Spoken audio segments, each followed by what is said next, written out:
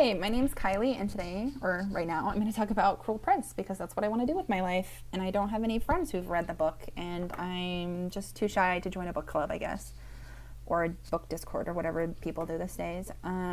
So, a little background about me is I love to consume media, as anyone in a capitalist society inevitably does. Usually, if you can't tell from the giant One Punch Man poster and my Rengoku shirt,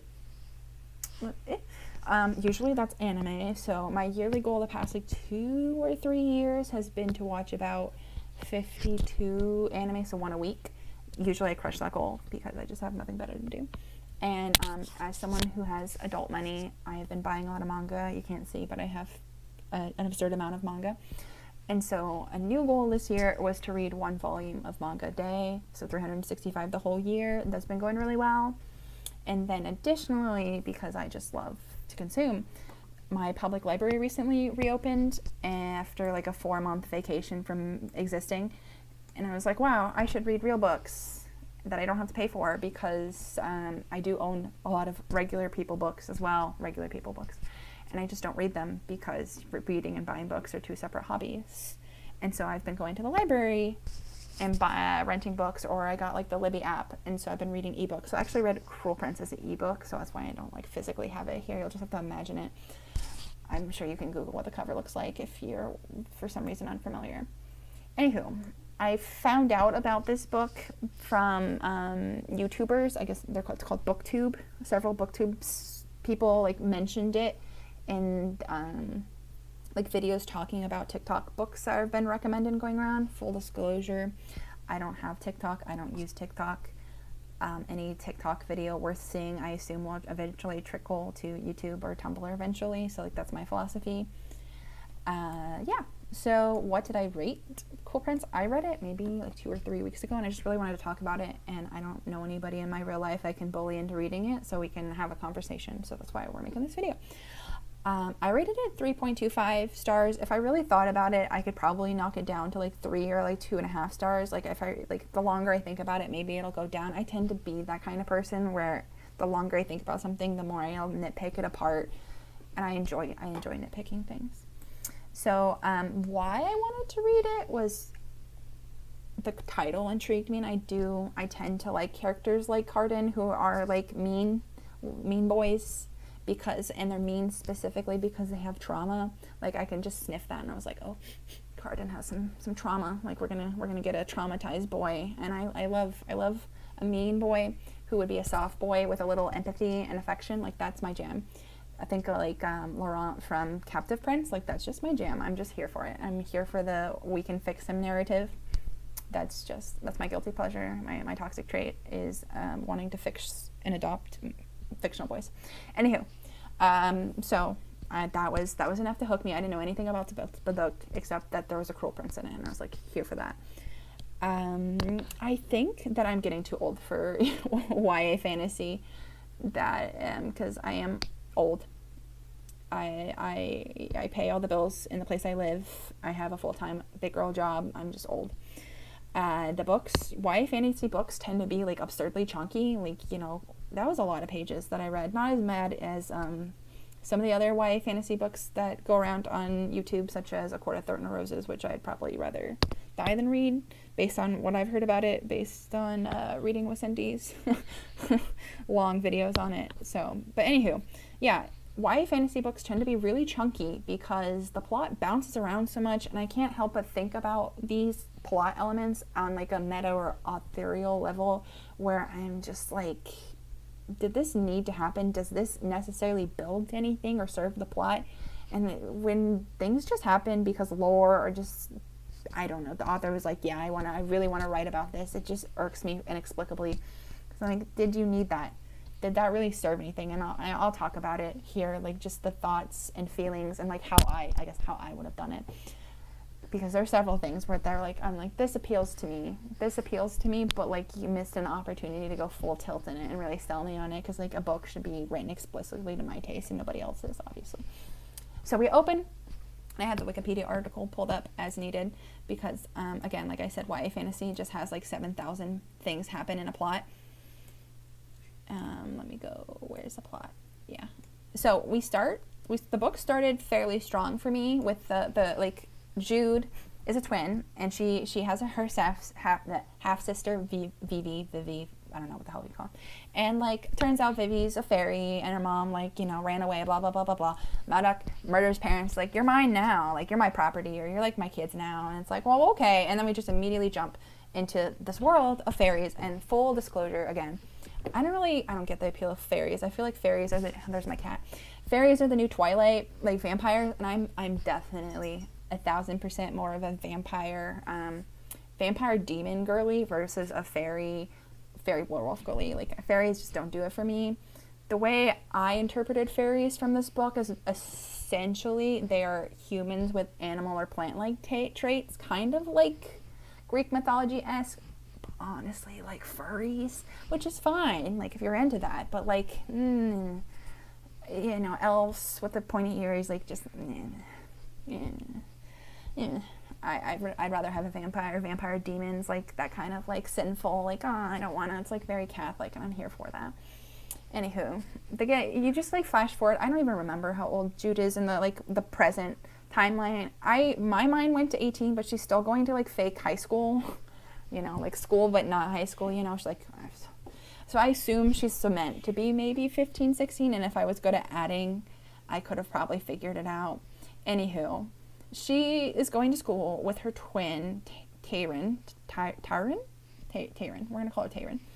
Tayrin, and they're twins, which I'll complain about later, but they're twins, and they're going to school, and they get bullied a lot because they're humans, and the fairies are like, humans are stinky poo-poo, and you're not good enough to hang out with us. Like, you're not a cool kid. And the ringleader is Cardan, who is one of the princes. Like, I think he's the 6th prince or some shenanigans. Like, he's a baby prince. And he's just cranky because Jude is a girl boss, and she's not gonna keep her head down and kiss his ass. And I'm here for it. Like, good for her. I didn't have a problem with Jude as a character. Like, sometimes I think Jude as a character was fine, but sometimes the way she was utilized was a little lame. We'll get to that.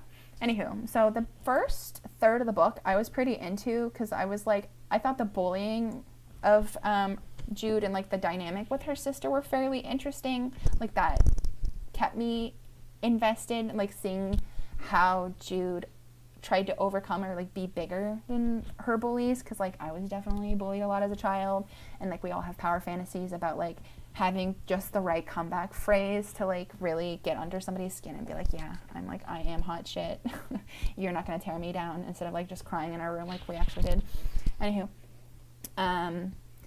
so yeah, Jude has bullies, and then like her stepmom's kind of cranky McGee, and then there's we'll get to that as well. The bullying, I could tell with Cardan. I could sniff it. As I said, he was going to be a boy with trauma, and you could really tell because it was pretty obvious that there was a line of cruelty that he refused to cross. And usually it would be one of his other lackeys who's being the more aggressively mean one, and like I could tell that they were going to address this later in the book. And I was 100% right, where he was like, yeah, I really did like you. Spoiler. If it wasn't obvious, this is going to be full of spoilers. So, yeah, he does like her, and like that's why he is he's a mean boy. Part why he's a mean boy is because he has a little crush, and you know, boys will be boys, blah blah blah blah blah. And Jude is just, I guess, dense, and like doesn't know that she's in a YA novel, and that's why he's being mean to her for part of the reason. Like, he's jealous. And he also likes her, as all teenage boys. Like, that's always, as my mom always said, if they're being bullies, it's because they like you. Or they want to murder you, you know, as the case with the other guy. Anywho, so I was fine. I was fine with this character arc. Like, I thought that was interesting. I was here for it. And Jude being a badass bitch. Where they started to lose me is the subplot, so to speak, where, like, Cardan has siblings, and, like, the middle one, I don't even remember his name. Oh, I'm looking. Dane? I guess, because it's like Pain, but with a D. I guess Dane. We're going to call him Dane. Dane, his brother, is like, hey, you're a human. Humans can lie. Fairies can't in this story. I want you to be my girl boss spy. And Jude is like, yeah, I'll be your spy. Like, if you can keep me from being glamored by other fairies or fae. And so, like, they do that agreement. And, like, that's a whole interlude, which I was like, okay, this is an interesting angle. let's see where it goes. And then I feel like it kind of petered out into like more of a plot contrivance. Like, wow, oh my gosh, my cat's so dumb. He fell off the bed. My cat's cross-eyed. I'm sure you probably saw on the camera. You know, she becomes this assassin, and like, I feel like it was just a mechanism in which the author could justify Jude learning certain skills to like pull them off later in the end of the book and be like, wow, look how like badass she is. For instance, like Dane basically was like, hey, you should practice drinking poison so you can become immune to poison. And it was like a very heavy-handed thing, because Jude tends to only do certain things because like you know, a man gave her the idea, or like she's just trying to spite someone else. Like, I don't think Jude is as proactive or has as much agency as I wish she did sometimes. So she undergoes this whole like drinking poison because Dane tells her to. She goes to like spy on Dane's older brother, Balekin, I think his name is. So like there's a whole plot thing where she's like being a sneaky, because like another reason, sorry, I'm like all over the place. Another reason that he chooses Jude to be a spy is because the fairy king prince people, they like to use humans as servants, because you can glamour a human and make them your servant, and it's like cool, free labor, we love that. And Jude is like a human, so she can just dress up and LARP as like a slave and nobody will notice, and so she can do sneaky spy stuff, but like she's not even very good at sneaky spy stuff, and we'll come back to that later. So anywho, she breaks into Balekin's thing and nobody gives a shit, and of course she just like happens to be such a good hider, because I guess like Fae have heightened senses from my recollection. Maybe I'm crossing it over something else, but I feel like they would be able to sense her presence, but they can't, because Balekin's too busy beating his brother, like Carden, sorry, I want to call him Caden. Carden, yeah, we get a scene where Carden gets his ass beat by his brother, and his brother's like just a dickhead to him, and like that was it. I was like, yep, you're my boy, I stand. You're Wooby, pure little meow meow, didn't do anything wrong. And like Jude, in a weird way, is like empathetic, but like not. And I get it, because like he's been her bully, and like he's a meanie, blah blah blah blah blah. But like, again, I just felt that it was a little weird that like you literally saw him be beat, and he refused to like hurt a human who was beating, because like the brother's an asshole and he's like beating his brother, but he's using a human servant to do it. So it's like Carden could be a dickhead and kill the human and be like, look, you can't beat me with humans, nice try. But he doesn't hurt the human. So it's like, clearly Jude, like if you used your brain, you could be like, wow, Carden clearly is kind of just pretending he hates humans, or like he has some kind of like complex going on where he's not actually going to hurt a human, even to his own like benefit. And yeah, so it's like clearly Carden's playing the long con, and we find out that like one of his friends is basically a sociopath. Well, all of his friends are kind of assholes, and so it's like Carden's the poor little meow meow with like all his friends are assholes, and what choice does he have? Blah blah blah. But yeah, he gets beat, and Judah's kind of like, sucks to suck, but moving on with my life. Gosh. And then yeah, so blah blah blah. She's a spy. Shit happens. Let's circle back to the friends. So Carden has 3 friends, which we would just call it the 3 assholes that he happens to hang out with, that are worse than him, to make Carden look better. Because really, that's why they exist, to make Carden look better. So it's like Carden was mean to her, but he's not as bad as his friends. So therefore, their romance is viable. And it's like the romance would be viable if Jude just understood that she could. We'll get back to that. What I want to say. Anywho, so we have 3 friends. I hate all of them. I think you're supposed to hate all of them, but like I hate them because they're poorly written caricatures of high school bullies rather than like full fleshed out nuanced characters. Tyler cat, he's clingy. Anywho, so we have the one friend, the female friend, and she just exists to be a jealous bitch. Like that's what she's here for. She doesn't really have any character traits outside of being a jealous bitch and cranky and mean, and yeah. So she's there, and then we have the sociopath friend whose name starts with a V, and his only job is to be worse than Carden, and Jude can have a girl boss moment and murder him, and it's treated like it would be a big deal, but then it's not, because, spoilers, Dane ends up being murdered in a, like, coup by, like, the Maddock, the guy who, like, killed Jude's mom and took them in and was like, you're my daughters now. Surprise, surprise, Mr. Violence guy is in a coup with violence. So like Balekin, sorry, this is really messy.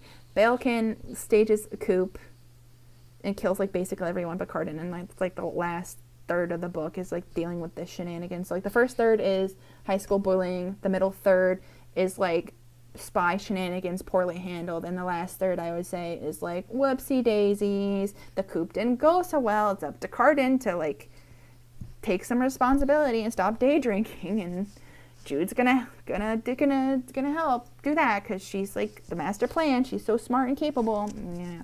Anywho, so first friend is just female.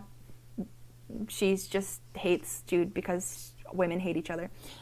Friend number 2 is the sociopath. His job is to be worse than Cardan and get murdered as like a girl boss vindication moment. Be like, wow, look at her overcoming her bullies through murder. Yeah, he doesn't really have a personality outside of being hateful. And even Cardan's like, yeah, he was really mean and hateful, and he just liked hurting things. So I don't really care that my friend's dead. And it's treated like it would be a big deal if Jude hurt him, but because Dane is like immediately one-offed after that guy dies, it like never really comes up in a meaningful way that that guy was murdered, and like it doesn't even seem like Jude has any trauma from like brutally murdering someone trying to kill her, or like any like lingering regrets. Hi, Gatsby. So that's cool. And then the third friend is Locke, and like I think he was handled the messiest, the most porous. And this is where the core problems I have with the book, outside of like the problems I have just because of my personal taste and where I wanted to go the book, because I am sick in the head. So Locke is a playboy kind of, but he's like the one at the beginning of the narrative is treating you like, oh wow, he's so nice. Like he's kind of like looking at Jude and being like, wow, isn't it kind of fucked up what's going on, while he like passively allows it to happen. And Jude's like, wow, he's not like the other boys. Like, maybe he sees me as an equal. It's like, you're stupid. Like, you don't know that the book is called Cruel Prince. Obviously, you're going to end up with Cardan. Anywho, so Locke is, like, painted as, like, a good guy. But, like, if you can read past, I think, a middle school grade level, you can probably infer that, like, a lot of his shenanigans is going to, like, flip table. And it's like, actually, he's not a good person. So the deal with him is that he supposedly is in love with Jude's twin sister, Taryn. But Locke does this thing where he tests Taryn, because of course he does, like, what a man thing to do. And it's like, Taryn, you know, can you actually live with the phase? Can you actually handle, like, my fayness? Like, I need you to just be a doormat and let me mess around with your sister to prove that you love me. And of course, because Taryn's a doormat and she has no personality outside of being her, the main character's twin sister, is like, yeah, sure, do it.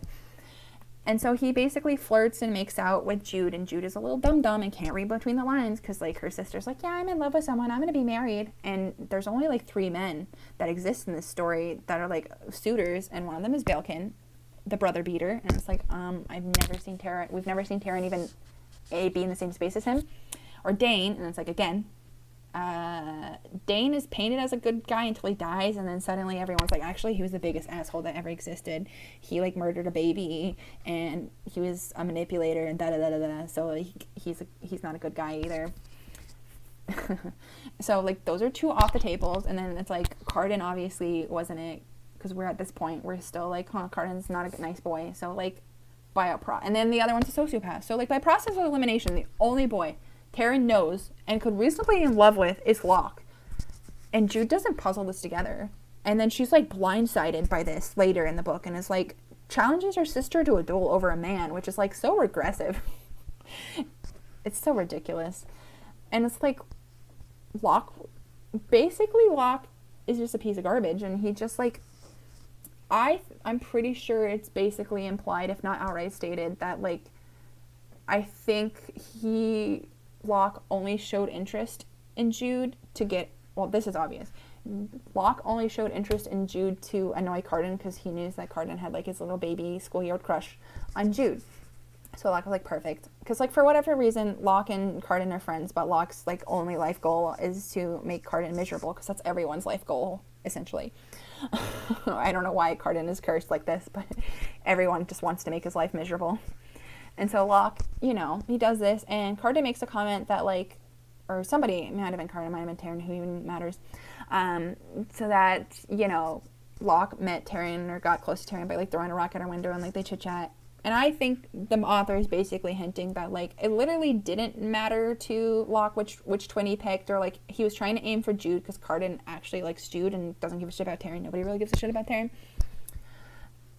And so I think that was the implication with the line that happened there, that, like, actually he was after Jude the entire time and just settled for Taryn because, like, you know, why not? That's kind of amusing to like, have this mortal tripping over him. And in the third book, I guess, it's a giant plot point where, like, Taryn's the battered housewife and she kills Locke, and, like, because, oh, what a surprise, dickhead's a dick. And, like, that's a whole thing. And somehow, this is the thing that annoys me the most about Taryn, besides the fact that she's basically a doormat, is that, like, Jude and Taryn are identical twins, and they're, like, mirrors of each other. And I have sisters who are twins. They're fraternal twins. And if you know what fraternal twins are, they're twins that don't look alike, because genetically, they're just siblings that happen to be born at the same time together. Everyone, though, I feel like in the Western world and in society, just has this weird thing about identical twins who are genetically the same person, because, like, the egg and the sperm, the zygote, splits in half in the womb and makes two people. So, like, genetically, they were initially the same person, but now they're two completely separate people that happen to look alike. And we just have this weird fixation on being like, they're mirrors of each other. We can't tell them apart. It's like, what? It's like, Jude is the girl boss archetype, like, badass who knows how to use a sword and isn't going to take nothing from nobody, and Taryn's a doormat. Like, and I refuse to believe that they dress exactly like, their hair is styled exactly right all the time. Like, it's this plot point several times throughout these series based on reading the first book and reading the wiki for the second two books, that, like, people can't tell Taryn and Jude apart in split minutes. Like, one of the assassin guys, there's a scene fighting over the crown. I know, I'm not even giving a good rundown of the plot. Sorry, not sorry. Where, like, he actually throws the crown to Taryn, and then it's like, Taryn, come on, give us the crown. Like, why? Surely you can remember what outfit Jude is wearing, because that's another thing that YA books like to do, is they just spend way too much time describing the outfits everyone's wearing. It's like, I don't care. And, like, that part of it is my processing disorder. Like, you describe something with words and I can't see it. Like, I don't know. This means nothing to me. Let's move on with our lives. It's more egregious in YA romance and, like, fashion girly boss romance stories where, like, the main character is into, like, couture and, like, name brands, and so they'll just, like, name drop, like, every real world or imaginary designer that could possibly exist, and I'm like, this means nothing to me. I don't make money. I just make a wage so I can afford to live and eat. I don't know what the hell you're talking about, and I'm not going to Google it because I don't care. So, like, in my opinion, if you're going to describe clothes, there better be a drawing of it, or it must be, like, clothes. That outfit must be so important that it's worth describing. But no, they'll just uselessly describe everything, and there's, like, a whole little interlude or, like, a side or plot, whatever, where they're, like, picking out dresses for the coronation, and, like, that's a whole thing. And it's like, it doesn't really matter what their dresses were. I don't care. This book would probably be 10 to 20 pages shorter if we just got rid of every unnecessary outfit description, like outfit of the day aside. It's like, I don't care. It doesn't add anything to the lore. Like, I'm assuming they're all basically wearing Renaissance outfits because, like, every fantasy does that because that's the trite thing to do. So, yeah, I refuse to believe that Taryn and Jude wear the same outfits and, like, wear their hair the same way. Like, that's just ridiculous to me, and I just get so tired of twins being, like, mirrors of each other and shit like that. It's like, no, if you've ever interacted with twins, like, it's almost never like that. It's creepy. But yeah, so as I was saying earlier about the plot,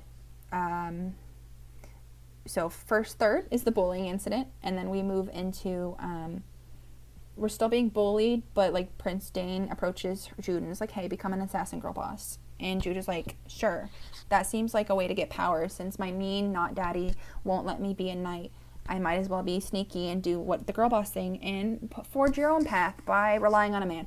It's power. So she becomes an assassin, and honestly, I think she sucks at it. She's just lucky that everyone else in the plot is so self-absorbed they don't notice her fumbling around. Because, like, she steals books from Cardan's room, and, like, I guess he doesn't notice, or doesn't, like, it doesn't bother him or something. Like, it just doesn't come up. It's just an aside. And, like, there's a whole aside where, like, Vivi has a girlfriend that's human. Like, that, it's a plot point. And, like, it comes in the end a little bit, but, like, it barely matters in the scheme of things.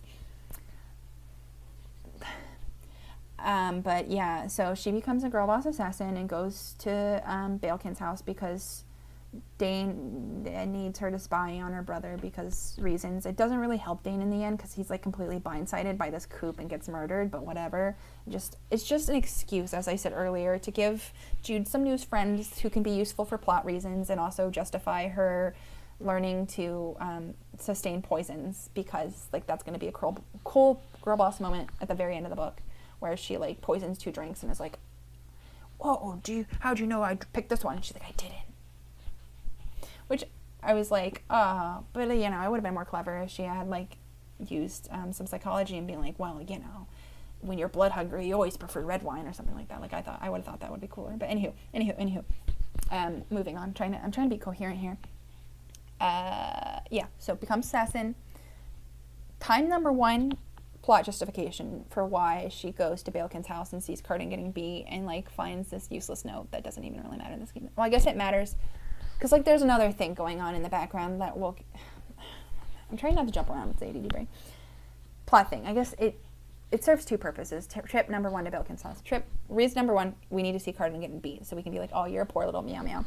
Reason number 2, Jude stumbles upon this note that, like, that means something, but, like, the true meaning of it is vague enough that we can shift it into something completely different later. That's basically implying that somebody somewhere was poisoned by mushrooms. And at first it's like, oh, is Balekin trying to poison somebody? It's like, actually, no. Balekin didn't poison nobody because that boy ain't that smart. Dane's the one that poisoned somebody, blah, blah, blah, blah, blah. We'll get to that. This gets back to the point that I was saying earlier about how, like, actually Dane's an asshole after he dies. Like, everyone's like, yeah, he was an asshole, blah, blah, blah, blah. And it relates to Locke, too, who's also an asshole. We'll get back to that. So, time number 1 is justified plot reasons. Point number 2, for whatever reason, I don't think she was explicitly ordered to.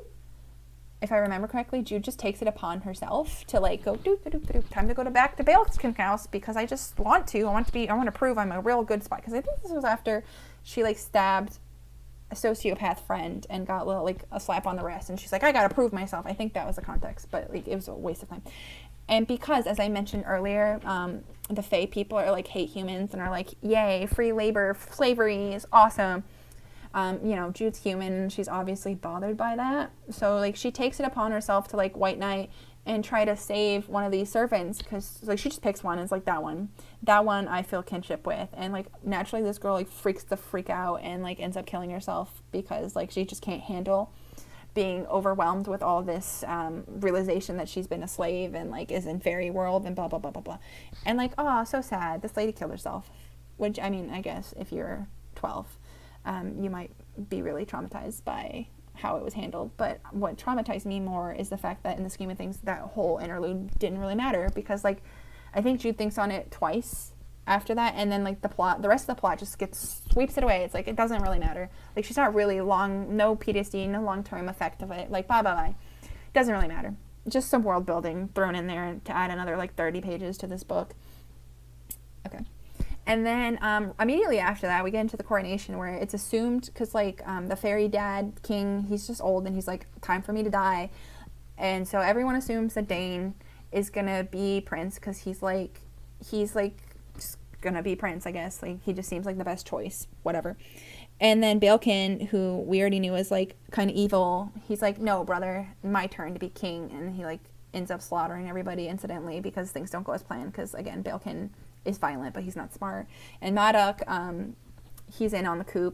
And there's this whole thing, and, like, it made no damn sense to me, where Jude had already killed that sociopath friend, and she's out with one of her assassin's buddies, and they, like, kill a messenger, and, like, the messenger has a message that says, kill this messenger, and it's like, I don't get that. Somehow they're able to glean from this that they were set up, and maybe there's, like, some Balekin's, like, smarter than they think that he is, or, like, something. I don't know. It didn't really do what I think the author meant for it to do. I was just like, maybe I'm dumb, but I was just like, oh, I don't understand the significance of this. And honestly, you could have just removed that entire scene and just had us completely blindsided. I feel like it would have just been as impactful and sensical.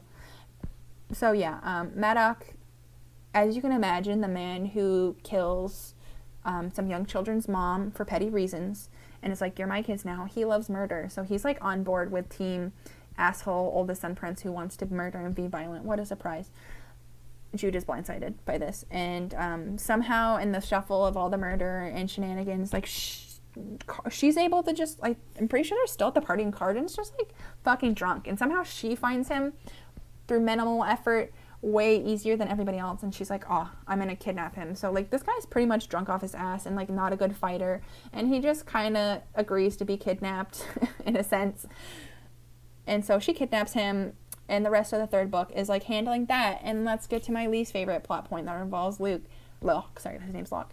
So like I said, Locke is an asshole, and we're at the beginning of the book, we're supposed to be convinced that he's not an asshole, and it turns out that he has a dead mom and an asshole deadbeat dad, but we don't care about the deadbeat dad. He doesn't matter. He doesn't come up. Anywho, Locke has a dead mommy, and you think that we could milk this for sympathy points for Locke, but no, Locke doesn't seem to care or be affected by the fact that he has a dead mom. She just is a dead mom.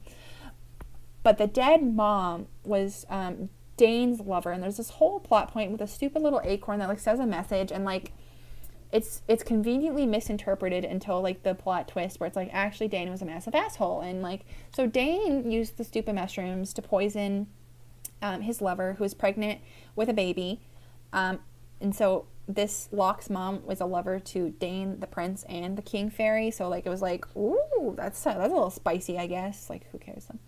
And so Dane poisoned her to like make her die and have a miscarriage, but actually the baby lived, and that is Jude's stepbrother, Oak, who is masquerading as Jude's fairy stepmom's biological child, but he's not actually that. And like Madoc knows it, mom knows it, and now Jude knows it. So it's like, he has fairy blood, so he could crown, because like there's a whole plot point where the stupid crown is really picky, and like the only way to be crowned king is like one blood relative has to be like, yep, you're approved. So like no democracy in this kingdom. It's just, and everyone obeys the crown for whatever reason. So like you gotta have one relative put it on your head and be like, you're good to go, chief. And so Balkin kind of fucked himself over because he like killed so many of his relatives, whoopsie daisies. So it's down to Oak, the secret blood relative, Cardan, who's drunk and kidnapped, and Balkin. So like one of them has to be king or stuff will go awry. Who cares? So Jude happens to kidnap Cardan, and she just kind of bounces back and forth because she like goes home, I think like twice to Maddox's house to like try to figure out what the hell she wants to do. And it's like, obviously girl boss gaslight gatekeep, that's what you're gonna do, and that's what she ends up doing, unsurprisingly. So like she realizes that Oak is has a blood right to the throne, and it's like, oh, obviously the play here is Madoc would want Oak to be on the throne so he could be regent and rule things, which is like, yeah, I'm glad you puzzled that one out. And so she's like, I gotta protect Oak. So like Vivi, who's obsessed, if we forgot who Vivi was, I don't blame you. She is half-sister who's obsessed with humans and has a girlfriend in the human world, blah, blah, blah, blah, blah. So the plan is to get Oak's king and then banish him to the human world, but the final plot twist is actually Jude uses her little fancy powers that she has over Caden, because I forgot to mention this, but Caden gets kidnapped and confesses that he's forced to confess that he likes Jude, because Jude does this thing where she's like, I'm gonna kill you, Cardan. Sorry, his name's Cardan, not Caden. Cardan, and Cardan's like, oh no, don't kill me. As one would want. If I were Cardan, I'd be like, no, do it, no balls. Anywho. And so she's like, okay, I won't kill you, but you gotta do this thing where you're forced to obey me for a year and a day, and like, so they do that, and I'm into that. And so she forces Cardan to like put the crown on his own head and be like, actually I'm king, ha ha ha ha ha. Which Cardan's not thrilled about, because Cardan just wants to be drunk and live in his trauma 24/7, and I don't blame him. So Oak, at the end of the book, Oak goes to the human world to be protected, and Cardan's forced to be king because he's been glamored, or forced to, you know, through the little contract, because fairies love contracts. And Balkin goes to like baby jail or whatever, like murder jail. He's like locked away, and it's like, yay. And the book ends with Cardan being like all pissy at Jude, and Jude kind of being like weak about it and being like, oh, I just have to like get through this for Oak's sake. It's like, yeah, whatever. I think it would have been better if Jude just like full tilt went into this arrangement and being like, yeah, I control you for a year. You clearly like me, have like some family trauma, and are thirsty for affection and love. So like I would, if I were Jude, what I would have done is I would have gone full tilt into making Cardan like obsessed with me. Like once you did that, you have to obey me for a year. I would do everything in my power to make him obsessed with me. So when that year was up, like he would obey me anyway. Like that would be the girl boss, like true move, in my opinion, because like it would be easy. He already likes you, and you have this avid serial racing. So if you just showed him like a little compassion, empathy, you know, stroked his little baby boy head, and been like, yeah, I can understand. And like I see that you don't want to be king, but I'm here for you. Like I support you, and I think you can do it. And I love that for you. Like I feel like you could really gas him up, like really gas him up into being something competent. And like they kind of do that, but like I read the wiki for their other two books, and I was like, I don't know how I feel about this. I was just bamboozled by like how much jumping around back and forth. And there's a whole, I didn't even mention this because like it's just so inconsequential in my opinion. Maybe the author brought a lot of this stuff up because it comes up in later books. I don't know.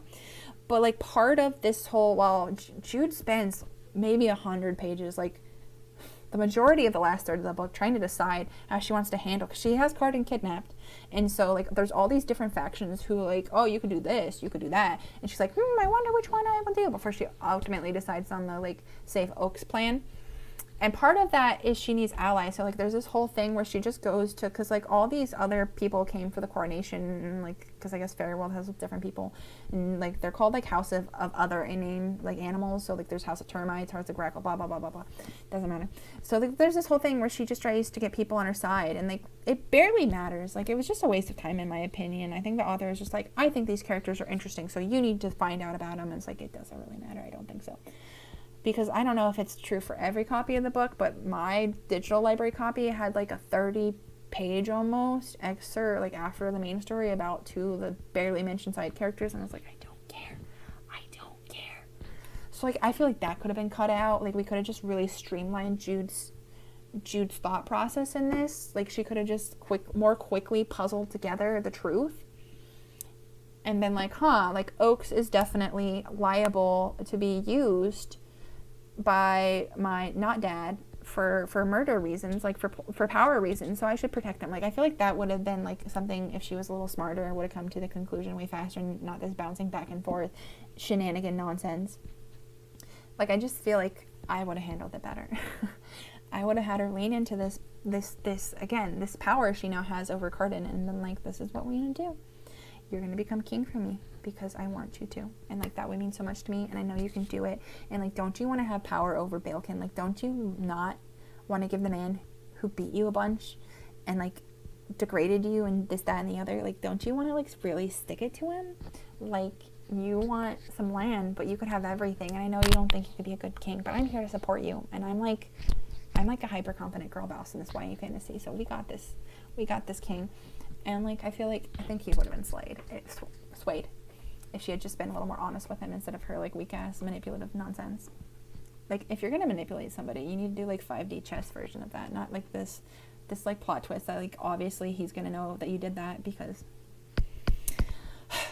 So yeah, the book ends with Oaks in the human world with his, I guess she's not related to him, but like Jude's half sister, living his life, being normal, and Jude is in the fairy realm with Cardan as king, knowing that this situation has a year at most before it all goes to shit, hell in a handbasket, and hoping for the best. That's where the book ends. Another thing, I think it was completely superfluous that Oaks and Locke were half brothers, essentially, because it doesn't come up. Like Locke doesn't seem to care about his mom. He doesn't seem to care about Oaks. It seems to mean nothing to him. He only exists to have this conflict between Doormat and Jude, where it's like they're both fighting over this boy who's clearly a piece of trash. And he is a piece of trash because in the third book, out of nowhere, I guess he's just a wife beater. It's like, what a surprise, piece of trash who doesn't care about his family is a piece of trash. So yeah, I think we could have kept Locke in if you really wanted to, but honestly, you could just write him out, and you could have Stepmom be the biological kid of Oaks. Like, I don't think it added anything to the plot, because Stepmom is also is a former lover of the fairy king. So like reasonably, Oaks could have been her biological child, and we would pretty much get the same effect with less shenanigans. Like that's just my opinion. This is my rundown of Cruel Prince. Will I read the second book? No. Because really it just made me want to read Captive Prince, which is a completely different genre, a completely different plot, but like it gave me that poor little meow meow vibe. So I hope you enjoyed my 40-minute rant on Cruel Prince.